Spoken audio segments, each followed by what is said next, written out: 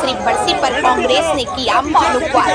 अंकिता भंडारी की दूसरी बरसी के मौके पर आज हल्द्वानी में कांग्रेस ने मौन उपवास कर विरोध जताया। कांग्रेस विधायक सुमित हृदयेश के नेतृत्व में आयोजित मौन उपवास में सैकड़ों कार्यकर्ता और महिलाएं भी मौजूद रही, जिन्होंने अंकिता भंडारी को न्याय दिए जाने को लेकर मौन उपवास रखा। इस दौरान कांग्रेस विधायक सुमित हृदयेश ने कहा कि उत्तराखंड में महिलाएं और बेटियों की सुरक्षा आज राम भरोसे है। 2 साल पहले अंकित भंडारी की हत्या हुई थी, लेकिन आज भी उसके असली गुनाहगारों तक पुलिस नहीं पहुंच पाई है। राज्य सरकार ने गुनाहगारों को बचाने की कोशिश की है, प्रदेश की जनता अच्छी तरह जानती है। कांग्रेस विधायक ने कहा कि आज दूसरी बरसी पर मौन उपवास रख उनके द्वारा पहाड़ की बेटी को श्रद्धांजलि दी गई है। वहीं दूसरी तरफ कांग्रेस कार्यकर्ताओं ने राहुल गांधी पर की गई अपडेट टिप्पणी को लेकर भी पुतला दहन किया। उन्होंने कहा कि भाजपा के लोगों से इससे ज्यादा उम्मीद भी क्या की जा सकती है कि नेता प्रतिपक्ष जैसे संवैधानिक पद पर बैठे व्यक्ति के लिए ऐसी टिप्पणी की जा रही है। लोगों ने आज प्रदर्शन किया है, मौन उपवास किया है, क्या कुछ मांगे हैं?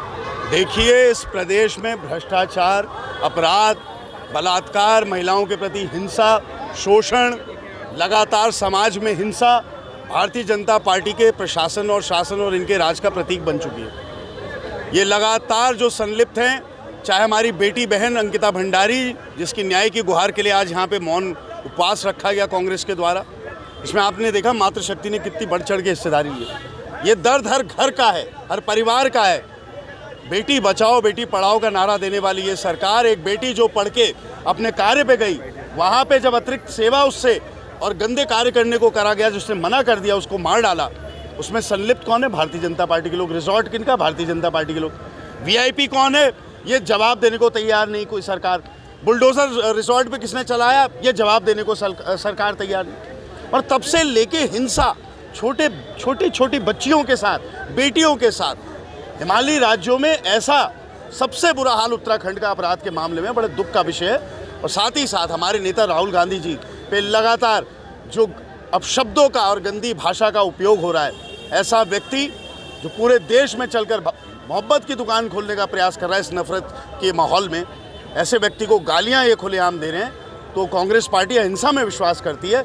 हम अवश्य न्याय की गुहार भी लगाते हैं और अपील करते हैं कि केंद्र की सरकार हो या राज्य की सरकार हो, नीतियों के खिलाफ व्यक्ति बोले अच्छा है, किसी व्यक्ति विशेष के खिलाफ कोई भी बोले, ये राजनीतिक मर्यादा को शोभा नहीं देता। Thank you. हत्या ही नहीं, सिर्फ बलात्कार के बाद हत्या, वो भी भारतीय जनता पार्टी के जुड़े हुए लोगों के द्वारा हत्या, वो भी साक्ष्य मिटाने के लिए आपने पूरे उनके उसमें बुलडोजर चला दिया। तो सिर्फ हत्या नहीं, जघन्य अपराध। और देखिए, ये भारतीय जनता पार्टी थोड़ी रह गई, ये तो भारतीय बलात्कार पार्टी हो गई। इनका जो वो देखे आपने, वो सल्ट में जो हुआ, जो लाल कुआं में हुआ, जो केंद्र में जो है आप देखें हरियाणा की पहलवानों को घसीट के रोड पर लटका गया, उनको घसीटा गया। ये सब आप जो चाहें, राम नाम की लूट मची है, लूट सके तो लूट। अब अंत काल पछताएगा, अंत आ रहा है। हरियाणा चुनाव हार रहे हैं, ऐतिहासिक हार होने जा रही है। झारखंड हार रहे हैं, महाराष्ट्र हार रहे हैं, जम्मू कश्मीर हार रहे हैं। अब जाग रहा है जेल में जाने का डर, तो नया ड्रामा खोल दिया भाई। उत्तराखंड के अंदर चुनाव नहीं होने देंगे, मर्जी है साहब। लोकतंत्र को घसीटो, मारो, तोड़ो, रगड़ करके फेंक दो। लोकतंत्र में आज के दिन में कभी आपने सुना 1 साल चुनाव नगर पालिका के और प्रधानी के चुनाव नहीं होने जा रहे हैं? पता ही नहीं आता, पता नहीं है। अंकिता भंडारी हत्याकांड में पता ही नहीं जांच किस तरफ जा रही है। तो ये सब जो गड़बड़ धारा देश के अंदर लोकतंत्र का, जिसके अंदर अर्थतंत्र का, देश के अंदर रोजगार का जो आपने करा है, तोड़ा मरोड़ा है, अब उस आपका पाप का घड़ा भर चुका है। आपको दिख रही है वो तिहाड़ जेल, क्योंकि जाना जरूर है। इनके 2 शीर्षस्थ नेताओं को तो जरूर जाना है। अब ये अनारकल बयानबाजी करवा रहे हैं, किसके खिलाफ? वो भी देश के सर्वोच्च संसद में बैठा हुआ एक व्यक्ति, जो कि इस देश का नेता प्रतिपक्ष भी है, राहुल गांधी के खिलाफ करवा रहे हैं। भाई अमर्यादित टिप्पणी करने की तुम कोशिश कर रहे हो। 1947 हम गांधी को मानते जरूर हैं, 1947 का लेकिन भारत नहीं है ये याद रखना। इस देश ने योद्धा भी दिए हैं, इस देश ने सिर्फ गांधी नहीं दिए, योद्धा भी दिए हैं। तुम अगर गाड़ देंगे, मार देंगे, जीप निकाल देंगे, टायर निकाल, तुम सोचो तुम बच जाओगे? अपनी गलतफहमी में हो तुम। अपने फाइनेटिज्म को अपने अंदर घर छोड़ करके आइए लोकतंत्र में। ये अच्छी बात ऐसा नहीं कि तुम उठा करके तुम बोलो काट देंगे और तुम बच जाओगे, ये नहीं है। हम नहीं कोई हिंसा की बात नहीं करते, लेकिन तुम हमारे गिरबान में आके, कम से कम ये मेरा पर्सनल टिप्पणी है, मैं कांग्रेस की तरफ से नहीं कह रहा, मैं पर्सनल टिप्पणी कह रहा हूँ। तुम हमारे नेताओं पर जाओ, तुम्हारे गिरबान पकड़ करके हमारा गला दबाने की कोशिश करते हो, ऐसा कुछ नहीं है। अच्छा, उत्तराखंड में तमाम किसी को भी, मैं कहता हूँ एक आम आदमी को, मैं एक व्यक्ति थे ना, वो मेरे घर के बगल में रहते हैं, वो 3 बजे ऑफिस से आ गए, एक दिन कहने लगे यार मैं अपनी बच्ची को लेने जा रहा हूँ। खौफ भय ऐसा समाज के अंदर है आज के दिन में, इस सरकार में कि साहब मैंने कहा क्यों? कह रहे वो उसमें आती थी वैन में, लेकिन यार मेरे को भरोसा नहीं है, अब मैं खुद उसको बच्ची को लेने जा रहा हूँ और बच्ची को लेने छोड़ने जाऊँगा।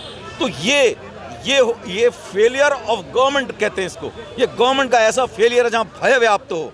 आपने समाज में हिंदू मुसलमान करके भय व्याप्त कर दिया, और दूसरा आपने बच्चियों का घर में लोग पेरेंट्स अपनी बच्चियों को सुरक्षित नहीं दे रहे भारतीय जनता पार्टी की सरकार में। तो जनता को उठना पड़ेगा, देखो जनता को उठना पड़ेगा। सिर्फ और सिर्फ मुद्दों पर अगर बात करी जाए तो मैं समझता हूँ कि इस राज्य के अंदर राज्य आंदोलनकारियों जब से बना से लेकर आज तक इतनी भयानक पोजीशन, इतना भ्रष्टाचार, इतना बच्चियों के खिलाफ ये सब मैंने तो कभी नहीं देखा।